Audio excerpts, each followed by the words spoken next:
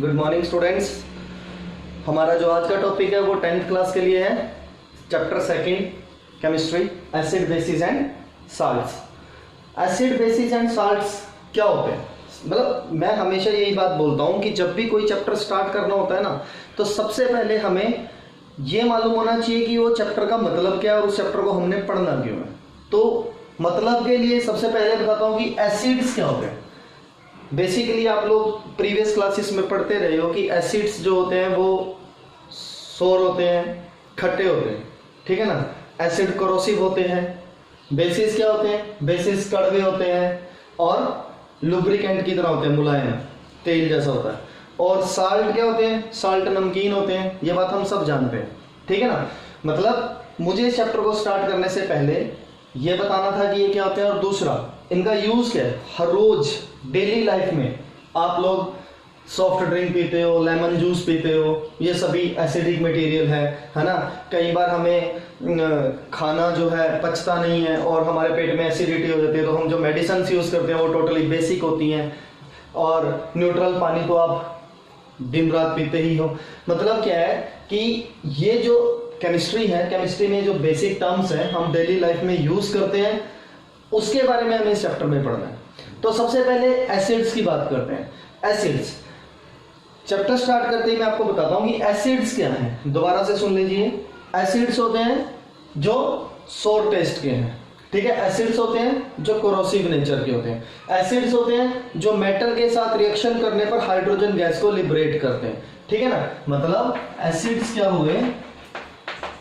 Hydrogen donor, ठीक है। एक बात और याद रखना, ये बड़ी क्लासेस में भी काम आएगी और सारी जिंदगी काम आएगी। ए फॉर एसिड और ए फॉर एक्सेप्टर, यानी कि इलेक्ट्रॉन को एक्सेप्ट करना है इन्होंने। इलेक्ट्रॉन एक्सेप्ट करना है, हाइड्रोजन डोनेट करना है, ये होते हैं एसिड। टेस्ट की बात करें तो टेस्ट है सोर। नेचर की बात करें तो नेचर है corrosive,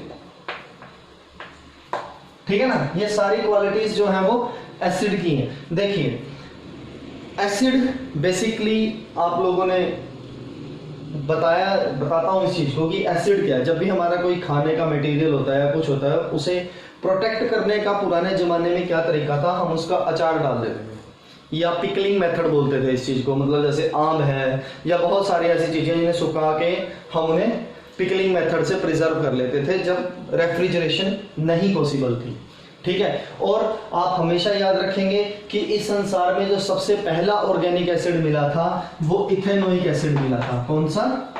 ethanoic acid. Ethanoic acid का फार्मूला होता है CH3COOH। इसको एसिटिक एसिड भी कहते हैं। अब मैं इसका ओरिजिनल नेम बताता हूं। इसका ओरिजिनल नेम होता है विनेगर। हमारे पुराने जमाने से हमारे माँ बाप भी यूज करते आ रहे हैं विनेगर को, जिसे आप देसी भाषा में सिरका बोलते हो। प्याज में डाल के खाते हो, नूडल्स में डालते हो, है ना। ये सभी एसिडिक मटेरियल हैं। एसिडिक मटेरियल, अब अगर मैं एसिड की टाइप को समझना चाहूं कि एसिड कितनी तरह का है, तो टाइप वाइज एसिड दो तरह का है। एक होता है ऑर्गेनिक एसिड और एक होता है मिनरल एसिड। ऑर्गेनिक एसिड और मिनरल एसिड में बेसिकली क्या फर्क है? नाम से ही पता लग रहा है। ऑर्गेनिक जो लिविंग थिंग से मिला होगा, मिनरल जो नेचुरल रिसोर्सेज को यूज करके हमने बनाया होगा, ठीक है। देखिए दोबारा से सुन लीजिए। एसिड्स क्या होते हैं जी? हाइड्रोजन डोनर होते हैं या इलेक्ट्रॉन एक्सेप्टर होते हैं। ये डेफिनेशन है एसिड की। एसिड का टेस्ट कैसा होता है जी? सोर होता है। अब हम इसे टेस्ट वाइज क्यों नहीं बता सकते? देखिए अगर मान लो कोई कंसंट्रेटेड एसिड दे दिया और तुम्हारे टीचर ने तुम्हें बताया कि एसिड खट्टे होते हैं और बेस कड़वे होते हैं, अब ऐसा तो है नहीं कि उन्हें जीभ पे लगा के देखेंगे। कई बार बहुत स्ट्रॉन्ग एसिड भी हो सकता है, वो हमारी जीभ को ही सड़ा दे, है ना। तो उसको ऐसे तो टेस्ट नहीं कर सकते। और उसका नेचर कोरोसिव है। अब हाथ लगा के भी उसे ऐसे ऐसे नहीं कर सकते कि कोरोसिव है या लुब्रिकेशन है, क्योंकि वो हाथ को भी सड़ा देगा, ठीक है। तो उसकी प्रॉपर्टीज को समझने के लिए हम जो यूज करेंगे वो लिटमस पेपर का करेंगे, वो मैं नेक्स्ट टॉपिक में बताता हूं। पहले हम टाइप करते हैं। एसिड कितनी तरह का है बच्चों? एक तो ऑर्गेनिक एसिड है जो लिविंग थिंग्स से बनता है या उनमें मिलता है, एक मिनरल एसिड है, ठीक है ना। ऑर्गेनिक एसिड क्या है? ऐसा एसिड जो लिविंग थिंग से मिले। जैसे सबसे पहला एसिड है formic acid. Formica, ant, ant को लेटिन लैंग्वेज में फॉर्मिका बोलते हैं। फॉर्मिक एसिड उसके अंदर होता है। जैसे आंट, चींटी जब वो अपना स्टिंग यूज करती है, किसी को मारती है, तो उसमें एसिड इंसर्ट कर देती है, ठीक है ना। जैसे टोमेटो है, उसके अंदर ऑक्सैलिक एसिड होता है, ठीक है, एस्कॉर्बिक एसिड होते हैं। मतलब सिट्रस फ्रूट जितने भी हैं उनके अंदर एस्कॉर्बिक एसिड मिलेगा, सिट्रिक एसिड मिल जाएगा। मतलब ये सभी एसिड जो हैं वो ऑर्गेनिक एसिड्स हैं। इससे अगली बात है मिनरल एसिड। आप लोग बच्चों एक ना टेबल बनाओगे। टेबल कैसे बनेगा मैं आपको बता देता हूं।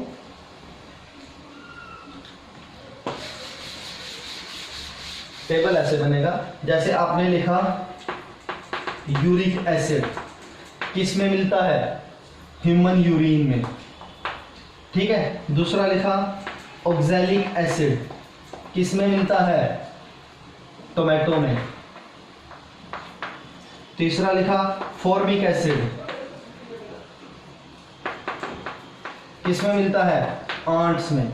मतलब क्या है, एक ऐसा टेबल बनाओगे जिससे तुम्हें ये क्लियर हो जाएगा कौन सा एसिड किस किस जगह पे मौजूद है। इसके बाद है मिनरल एसिड। मिनरल एसिड क्या है, मिनरल एसिड वो है जो नेचुरल रिसोर्सेज से या हम लोगों ने मतलब सिंथेटिकली बनाए हैं, इनऑर्गेनिक हैं। आप हमेशा याद रखेंगे कि जो मिनरल एसिड्स होते हैं वो ज्यादा स्ट्रॉन्ग होते हैं as compare to organic acid के, ठीक है। ये वर्क भी फास्ट करते हैं और इनका नेचर भी जो है वो रिड्यूसिंग नेचर होता है, ठीक है। अब मिनरल एसिड जो सबसे पहला मिनरल एसिड है संसार का वो है नाइट्रिक एसिड, HNO3। HNO3 के बाद हमें मिला H2SO4 जिसका नाम है सल्फ्यूरिक एसिड, और फिर मिला HCl जिसका नाम है हाइड्रोक्लोरिक एसिड। अब देखो ये नाइट्रिक एसिड है, ठीक है। इसके बारे में भी मैं तुम्हें क्लियर एक छोटा सा नोट देके समझाना चाहता हूं कि नाइट्रिक एसिड एक स्ट्रॉन्ग ऑक्सीडाइजिंग एजेंट है। नाइट्रिक एसिड कभी भी H रिलीज नहीं करता, ये OH रिलीज करता है। मतलब एसिड होने के बावजूद भी इसकी प्रॉपर्टी बेस की तरह हो जाती है क्योंकि ये फ्यूमिंग होता है, ठीक है। चलो फ्यूमिंग का मतलब तो आपको बड़ी क्लासेस में जाके समझना है, फिलहाल इतना ही काफी है। H2SO4 कंसंट्रेटेड सल्फ्यूरिक एसिड है, डाइल्यूट सल्फ्यूरिक एसिड भी हो सकता है। HCl हमारे स्टमक में मौजूद होता है, हाइड्रोक्लोरिक एसिड।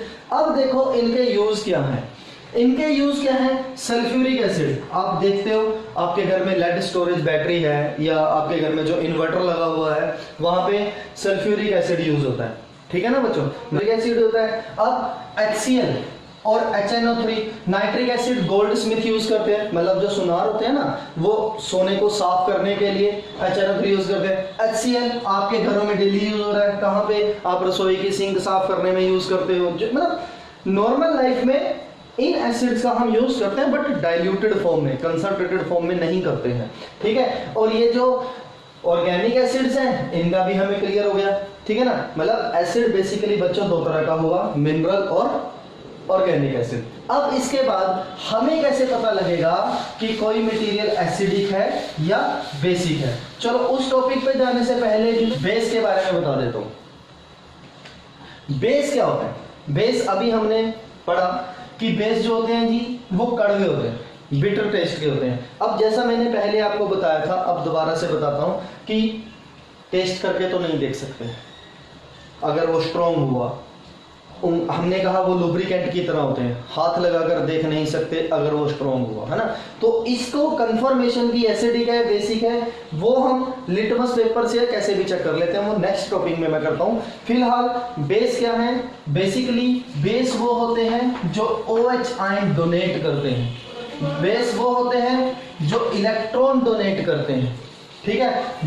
बेस का नेचर क्या है, बिटर, ठीक है, और कैरेक्टर क्या है, लुब्रिकेंट। समझ रहे हो ना बात। मतलब जैसे हमने एसिड को कहा था कि वो H देते हैं और इलेक्ट्रॉन लेते हैं, ये OH देते हैं और इलेक्ट्रॉन देते हैं, और इसका टेस्ट बिटर है और इसका जो कैरेक्टर है वो लुब्रिकेंट है। देखो अब मैं तुम्हें बताता हूं, बेस भी दो तरह के हैं बेसिकली। एक बेस वो जो वाटर सोल्यूबल है, एक बेस वो जो वाटर सोल्यूबल नहीं है। मतलब हम ये कह सकते हैं कि bases are water soluble but all the bases are not water soluble। जैसे जो बेस वाटर सोल्यूबल होते हैं उनको बोलते हैं अल्कली।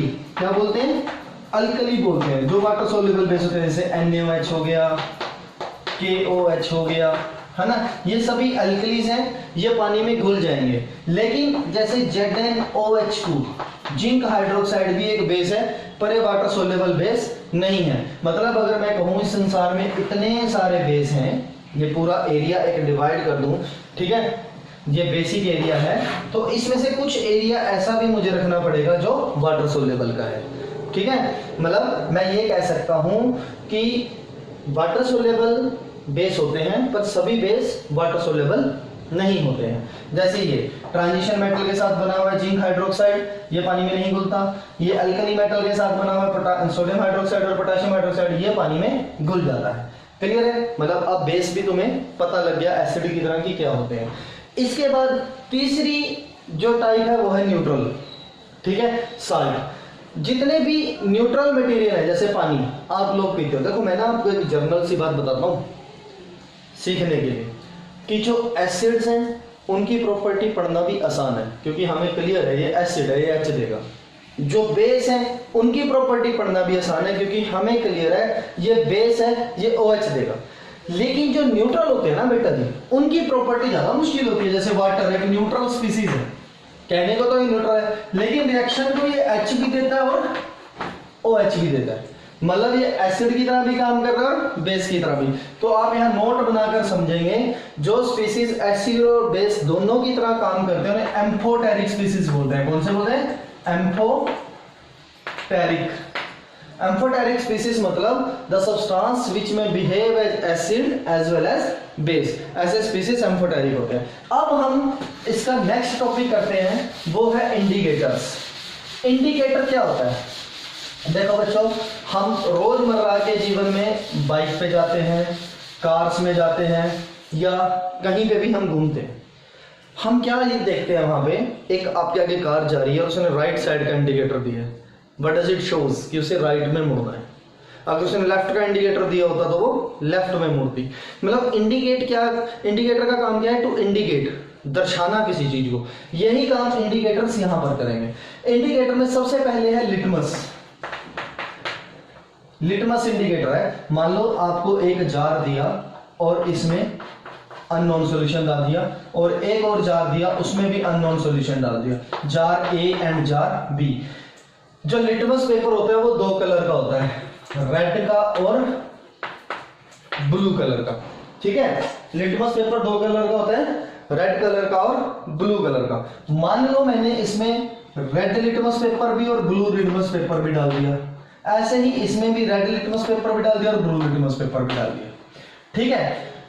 जब blue litmus paper red colour में कन्वर्ट हो जाएगा, यहां से blue litmus paper red colour में कन्वर्ट हो जाएगा, तो ऐसे लिटमस को, ऐसे सॉल्यूशन को एसिडिक कहेंगे, और जो रेड है वो अनचेंज रहेगा। ऐसे ही अगर red litmus paper blue colour में चेंज हो जाएगा और blue litmus paper as it is रहेगा, तो ऐसे सॉल्यूशन को बेसिक सॉल्यूशन कहेंगे। मतलब इंडिकेटर का क्या काम है? To indicate either it is acidic और इट इज बेसिक। देखो न्यूट्रल में तो उसने चेंज होना ही नहीं है। दो तरह का लिटमस है बेटा, रेड लिटमस और ब्लू लिटमस। अगर रेड ब्लू में कन्वर्ट हो रहा है तो एसिड, अगर ब्लू रेड में कन्वर्ट हो रहा है तो एसिड, और अगर रेड ब्लू में कन्वर्ट हो रहा है तो बेस। ये लिटमस पेपर है। इसके बाद ऐसा नहीं है कि सिर्फ हम लिटमस पेपर से ही इसको क्लियर कर सकते हैं, हम इसको क्लियर कर सकते हैं फिनोफ्थलीन इंडिकेटर से, मिथाइल ऑरेंज इंडिकेटर से। जैसे फिनोफ्थलीन इंडिकेटर है, वो एसिड में तो अनचेंज रहेगा और बेस के साथ पिंक कलर बना देगा, ठीक है ना। मतलब मिथाइल ऑरेंज इंडिकेटर है, वो बेस के साथ येलो कलर बना देगा और वैसे रेड रहेगा वो। मतलब सिंपल सी बात है यार, मटेरियल की अपनी अपनी क्वालिटी है। लिटमस पेपर इंडिकेट करता है आइदर इट इज एसिडिक और बेसिक। हाँ याद रहे, लिटमस पेपर कभी भी ये क्लियर नहीं कर सकता कि ये एसिड स्ट्रॉन्ग है या वीक है, क्योंकि अगर ये वीक भी हुआ चाहे ये स्ट्रॉन्ग भी हुआ, ब्लू रेड में कन्वर्ट होगा ही होगा। अगर ये वीक भी हुआ, स्ट्रॉन्ग भी हुआ, रेड ब्लू में कन्वर्ट हो गई होगा, चाहे उसके अंदर थोड़ी सी भी प्रॉपर्टी होगी बेस की, तब भी वो चेंज हो जाएगा। यानी कि litmus paper only indicates either it is acidic और बेसिक, ठीक है। It is not possible to measure the strength of acid और बेस। ठीक है, ये बात हमेशा आप याद रखोगे कि लिटमस पेपर क्या काम करता है। अगर इसी की जगह मैं फॉर सपोज फिनोफ्थलीन इंडिकेटर ले लेता, फिनोफ्थलीन इंडिकेटर की ना मैं मान लो 2 बीकर लेता, ठीक है, दोनों में अननोन सॉल्यूशन डाल देता, दोनों में 2-2 बूंदे फिनोफ्थलीन इंडिकेटर की भी डाल देता, जिसमें तो वो अनचेंज रहेगा वो एसिड, जिसमें वो पिंक कलर का हो जाएगा वो बेस। ठीक है, समझ गए बात। अब हम करेंगे chemical properties of acids and bases. मतलब अगर हमें चैप्टर करना है, सिर्फ इतना ही तो जानना काफी नहीं था ना कि एसिड्स क्या होते हैं, बेस क्या होते हैं। अब हमें इनका केमिकल नेचर भी देखना है। ठीक है, chemical properties of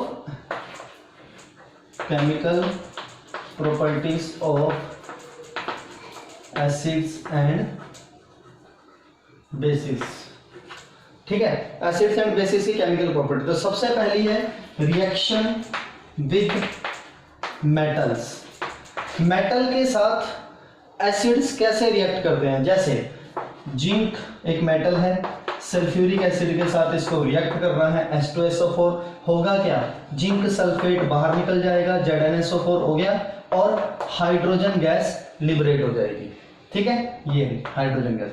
her metal की बेटा यही प्रॉपर्टी होती है, वो सॉल्यूशन के साथ रिएक्ट करके हाइड्रोजन गैस को लिबरेट कर देता है। अब ऐसा जिंक ही नहीं कर रहा, मान लो यहाँ आयरन होता Fe और इसके साथ भी H2SO4 ही होता, ये भी ऐसे ही करता, FeSO4 प्लस H2 लिबरेट हो गया। ठीक है, मतलब एसिड्स के साथ रिएक्शंस ऐसे होती हैं। ऐसा जरूर नहीं है जैसे ZnHCl होगा, 2HCl ले लो तो ZnCl2 प्लस H2 बाहर। मतलब क्या है कि हर एसिड मेटल के साथ रिएक्ट करने पे हाइड्रोजन गैस लिबरेट करवा रहा है। अगर आपको इसे क्लियरली समझना है तो मैं ये वैसे रिएक्शंस आप ना अपने घर में भी कर सकते हो। जैसे आपके घर में HCl भी होता ही है, ठीक है, आपके घर में विनेगर भी होता है, उसके साथ भी कर सकते हो। लेकिन आपको एक सेटअप लगाना पड़ेगा।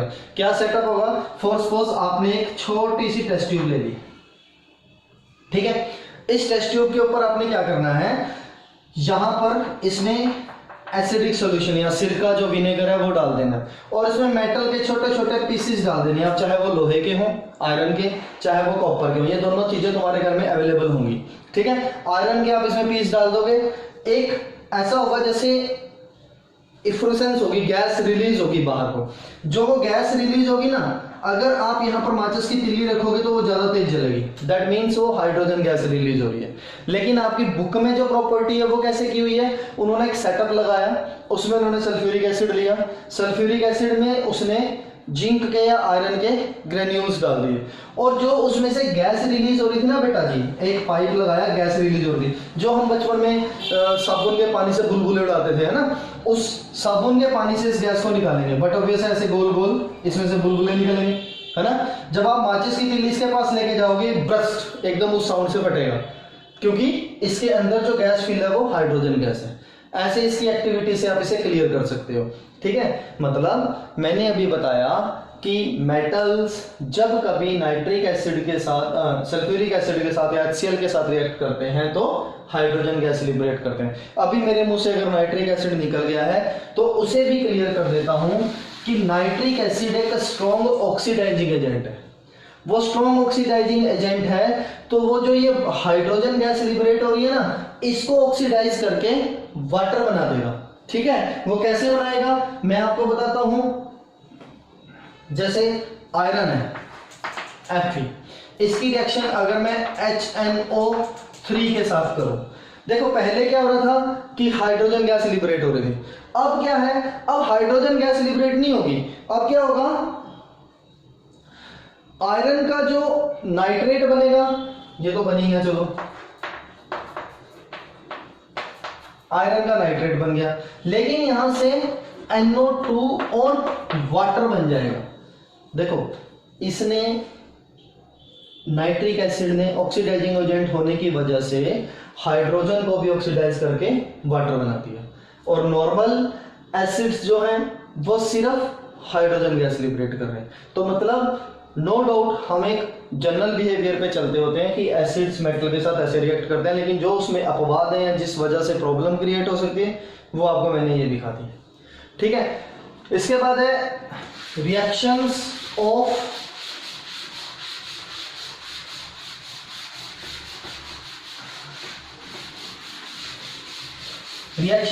Acid and bases.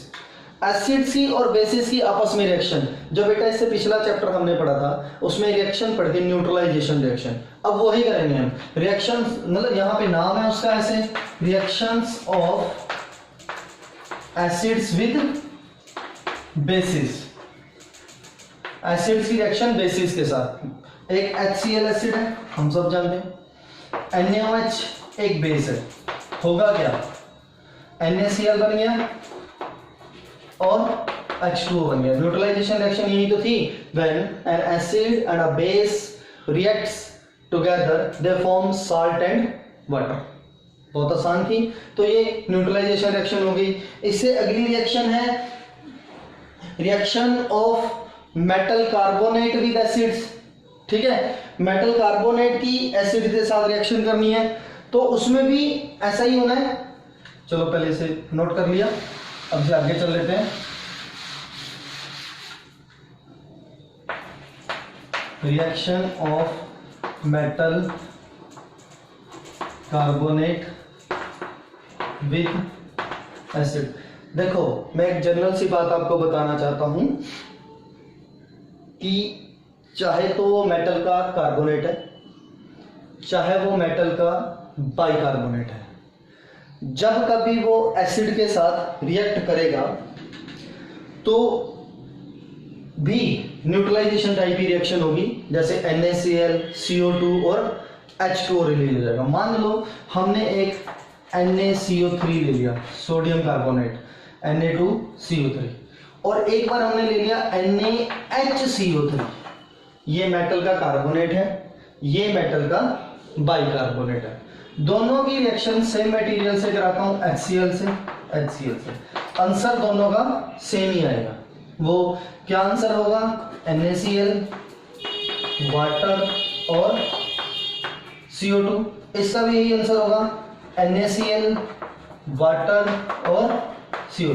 देखो बेटा जी, पेपर में ये रिएक्शंस कैसे आनी है, complete the following. Complete the following में मैंने 10th क्लास में ये वाली रिएक्शन बहुत बार देखी आई है। क्या होता है कि ये सेम यहाँ पे कार्बोनेट और यहाँ पे बाइकार्बोनेट लिख देता है, बच्चे कंफ्यूज हो जाते हैं कि यार दोनों का आंसर सेम नहीं हो सकता, क्योंकि ये मेटल कार्बोनेट है और ये मेटल का बाइकार्बोनेट है, लेकिन इन दोनों ने इसकी वजह से रिएक्ट करना है। इसका साथ अब एसिड की रिएक्शन बेस के साथ होगी, तो अभी हम क्लियर तो करके हटे हैं कि क्या बनेगा, साल्ट एंड वाटर। ठीक है ना, साल्ट और वाटर बनेंगे। अब प्रॉपर्टीज इस चैप्टर में इतनी ही है बस, कि जब कार्बोनेट, अब मैंने ये दोनों एक ही बात में करा दिया, वैसे अलग अलग में था कि reaction of acid and bases, metal के साथ रिएक्ट कैसे करते हैं, कार्बोनेट्स के साथ या बाइकार्बोनेट के साथ रिएक्ट कैसे करते हैं। ठीक है, अब मैं चैप्टर को थोड़ा सा आगे लेके जाता हूं, to calculate the strength of acid and base. देखो बेटा जी, सिर्फ अभी थोड़ी देर पहले जब मैं टॉपिक पढ़ा रहा था तो मैंने उसमें आप लोगों को एक बात बताई, वो क्या कि litmus paper can check only the acidity and basicity, कि एसिड है मटेरियल या बेस है। वो ये चेक नहीं कर सकता कि एसिड स्ट्रॉन्ग है या बेस है। तो उस स्ट्रॉन्ग एसिडिटी और बेसिसिटी को चेक करने के लिए हमारे पास एक स्केल है, वो है पीएच स्केल। पीएच स्केल क्या है, एक यूनिवर्सल इंडिकेटर होता है या कुछ भी है, पीएच पेपर होता है, उस पे एक स्केल बनी हुई है ऐसे, जिसपे 0 से लेकर 14 तक की काउंटिंग है, और यहां पे जो 7 है, 7 ये न्यूट्रल पॉइंट है। मतलब ये 1 2 3 4 5 6 7, ऐसे ही 8 9 10 11 12 13 14। ठीक है, अब ये एक स्केल है, ये स्केल का हमारे पास एक यूनिवर्सल इंडिकेटर पेपर होता है। हमें एक अननोन सॉल्यूशन मिल गया, हमने इसके अंदर वो पेपर डिप कर दिया, ठीक है। फॉर सपोज उसके ऊपर डिफरेंट डिफरेंट कलर्स हैं इस स्केल के ऊपर, ग्रीन कलर है न्यूट्रलिटी के लिए, ऑरेंज कलर है, रेड कलर है, येलो कलर है, सभी कलर होते हैं उसके ऊपर, ब्लू कलर है, ठीक है। हर कलर की अलग अलग मार्किंग दी हुई है, मैं आपको इसे प्रैक्टिकली भी दिखा दूंगा। हर कलर की अलग अलग मार्किंग दी हुई है। मान लो जैसे ही मैंने उसे डिप किया और उसके ऊपर कोई चेंज ना होकर ग्रीन ही रह गया, उस लिटमस पेपर का जो कलर होता है वो ऑलमोस्ट ग्रीन होता है, ठीक है, वो न्यूट्रल हो गया। देखो ये वाला पॉइंट और ये वाला पॉइंट आपके घर में जो मटेरियल है आप उस पर भी चेक कर सकते हो। जैसे मिल्क, दूध, पता ही है आपको, जब आप दूध में इस पेपर को डिप करोगे यूनिवर्सल इंडिकेटर को, तो उसका कलर लाइट येलो हो जाएगा, यानी कि दूध जो है वो एसिडिक होता है।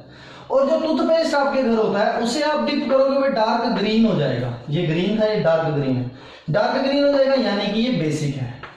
मतलब जब वैल्यू 7 से 6, 6 से 5, 5 से 4, 3, 2, 1 की तरफ आ रही है तो एसिडिटी स्ट्रॉन्ग हो रही है, और जब वैल्यू 7 से 14 की तरफ जा रही है तो बेसिसिटी स्ट्रॉन्ग हो रही है, ठीक है। अगर हम कोई कहें कि स्ट्रॉन्ग एसिड है जी, HCl और CH3COOH में से स्ट्रॉन्ग एसिड कौन है, हम इन दोनों को डिप करेंगे। HCl की वैल्यू आती है 2, CH3COH की वैल्यू आती है 4.5, क्लियर है, यानी कि इसका वैल्यू कम है तो ये वीक है, इसकी वैल्यू ज्यादा तो ये स्ट्रॉन्ग है। तो पीएच, प्रोटेंज, एक्चुअल में पीएच की फुल फॉर्म क्या है, प्रोटेंज। प्रोटेंज का मतलब होता है स्ट्रेंथ। हम इससे एसिडिटी की स्ट्रेंथ को माप रहे हैं कि कौन कितना स्ट्रॉन्ग एसिड है, कौन कितना स्ट्रॉन्ग बेस है, ठीक है। देखो हम जो चैप्टर पढ़ रहे हैं उसमें एसिड और बेस की ही लड़ाई है कि एसिड खट्टे होते हैं तो बेस कड़वे होते हैं, ठीक है। कौन सा एसिड स्ट्रॉन्ग है, कौन सा एसिड वीक है, एसिड मेटल के साथ कैसे रिएक्ट करते हैं, बेसिस कैसे रिएक्ट करते हैं, हम इस चैप्टर में वो पढ़ते आ रहे हैं। तो ये था पीएच। पीएच पे से क्वेश्चन बच्चों पेपर में जरूर आता है, ठीक है। मान लो कई बार क्वेश्चन ऐसा आ जाता है, एक मटेरियल है जिसकी पीएच जो है वो 7 है, इसको आपने, इसकी पीएच को हमने 13 करना है, 13 करना है, तो हम इसमें क्या डालेंगे, ऑब्वियस है बेसिक मटेरियल डालेंगे तब इसकी बेसिक स्ट्रेंथ बढ़ेगी।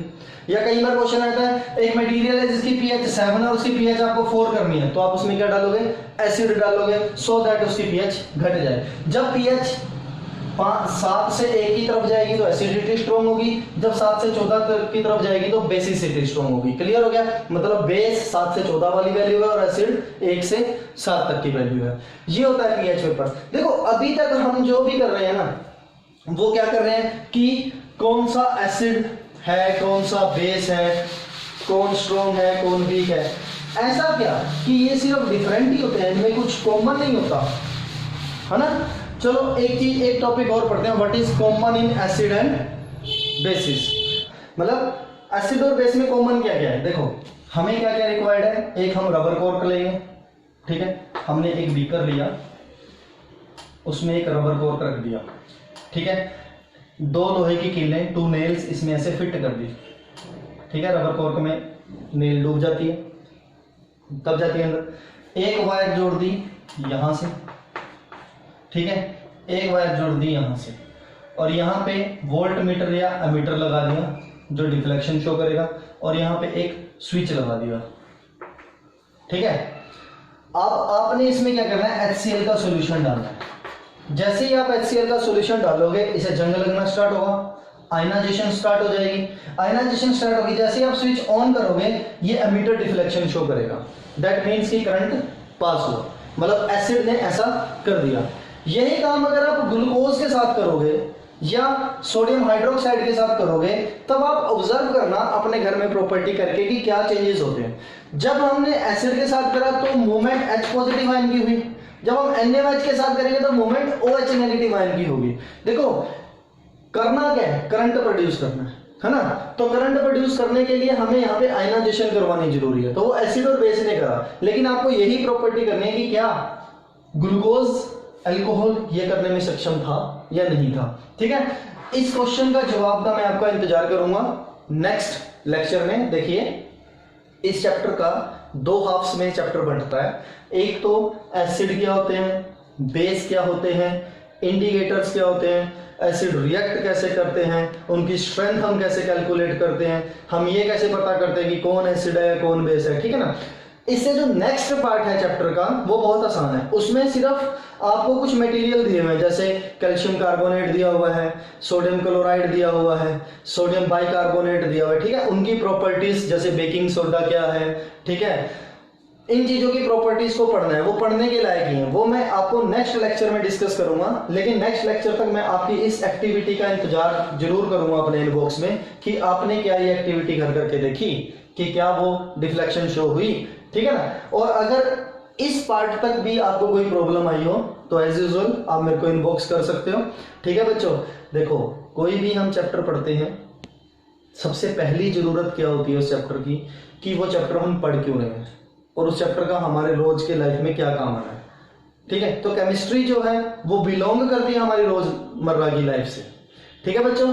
तो होप आपको वीडियो जो है वो अच्छी लगी होगी। अगर आपको अच्छी लगी है तो प्लीज अपने बाकी फ्रेंड्स के साथ भी शेयर करो, लाइक करो और सब्सक्राइब करो, ठीक है ना। अगर कोई प्रॉब्लम होती है तो मेरे पर्सनल नंबर पे आप कांटेक्ट कर सकते हो या फिर मुझे व्हाट्सएप कर सकते हो, मैं उसका आंसर आपको हमेशा ही देता हूं, ठीक है। Thank you.